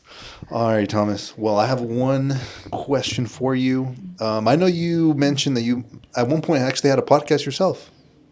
Briefly. Yeah, I've done a couple of dabbles with it, yeah. Why don't you like keep pursuing it? Was it not for you, or? Well, honestly, a lot of it was about like the setup and the, just getting the time to do because like this stuff is fun, like having the back and forth, but you guys put a lot of work into the studio and getting, and then you have to do the editing, and then someone's got to upload it to Spotify, and you got to upload it to Spotify and YouTube and all these other things. I know there's tools for that and stuff, but basically it was like all that operational piece that was that I just didn't have time for, basically. And but I love the motif, and it's just really cool, like the idea that you can just have three guys in a room in Utah, and we could distribute this to everyone in the world. It's like, that is awesome. Yeah, it's nice. That's so fun.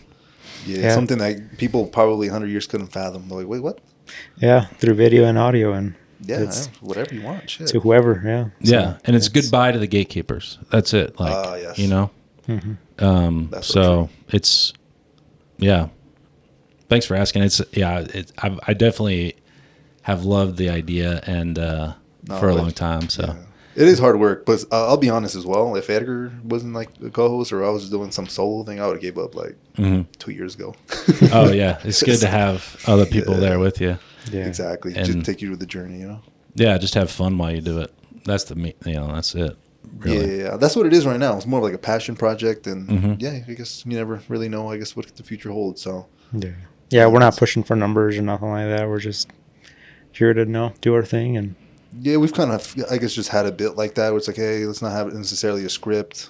Like obviously if things start getting a little, I don't know, boring or redundant, then maybe we have like something on our notes that we go off by, but naturally it's just how we're feeling, I guess, or what sort of experiences or what do we learn. Like that's kind of the start it and see where it takes us. Yeah, exactly. It's really cool. I'm really glad you guys invited me. No, I appreciate you, Thomas. Again, I'm super appreciative, blessed, and I'm actually really glad I met you. And hopefully, we could keep seeing you, and for sure, everything works out for you and everything like that. So, well, Tanda, do you have like any? I hate asking this question because it's it always comes up at the end of the year. But do you have any some New Year's resolutions at all? I know it's a little cliche, but anything? I mean, I have the basics of like getting back to being more physically fit, because that's one thing I've always tried to guard against as a software engineer, is becoming just like a big fat blob, Some of them do. And but I think that's basically it. But if I were to make it more broad and just say like, I think just enjoying the process of the doing, like that's been, because one thing I've learned is when you do anything that's hard, when you're doing something that's significant, like the pressure never goes away. It doesn't, there's not a moment, like, and I think I had been looking for that for a long time, throughout my career and stuff, is like, you think like, oh, it's stressful right now. It's gonna, the pressure's gonna go away. It's gonna be better when this thing happens or whatever. But the pressure never goes away. And as long as you're doing stuff that's interesting, you can live a pressure-free life if you want. It's a pretty, I mean, I don't, it's good, whatever, to each their own, but but if you really want to strive and like become something, then you're always going to live, and I've been this way too, and it has created a fair amount of anxiety in me over the years. Is like, the way I put it is, I'm always at the edge of my capability. And I could be, if I wanted to, just go like, get a job, software engineer, I'd hide away somewhere in a cubicle and get paid decent money, and I would never really be uncomfortable because I know what I'm doing. It's simple, it's straightforward. And but if you're striving, then you're always at the edge of your capability, and then you're always going to be like stressed out about that. So that's one of the things like I'm trying to, as I go into this new year, is you got to just get used to that feeling, and it's okay actually, and enjoy it, appreciate it for what it is, because it's you can let it cause you anxiety, but it's like a situation is only anxiety inducing if you're anxious. So if you have a feeling like a pit in your stomach or feeling in your chest, or like maybe it's a physical manifestation or whatever, and you go, oh, I'm anxious. It's like, no, that's the name you gave it. But it's just a feeling you have. And you're going to have that feeling. If you're doing stuff that's hard, if you're doing stuff that's, you know, you own your own business, you're up against time pressure, you're up against all this other stuff, you got families, whatever. The feeling is not anxiety. It's just the feeling you have when you do these things. And when you call it, you can call it anxiety if you want, but you don't have to. And you can just also just be like, thank God for that feeling, because if it weren't for that, then, you know, I'd probably be just like some sort of middle-aged drunk bartender in Mississippi. No offense to those guys that I know, but Not for you. yeah, exactly. Oh, no, that's really well said. Yeah. Yeah, plus I feel like inaction sometimes does breed anxiety anyway. So I feel like you have anxiety anyway. So choose your anxiety, I guess. Yeah. Alrighty. Well, yeah. It's a good way to end it right there. Alrighty, beautiful. Well, again, thank you, Thomas, for being on episode thanks. 95. Yeah, you made it before you're early. You know, you're in the first 100. So Okay. Yeah, Cool. hell yeah. So yeah, with that being said, thanks everybody for joining us on another episode. And yeah, we'll catch you guys on the next one. Yeah, peace. All right, deuces.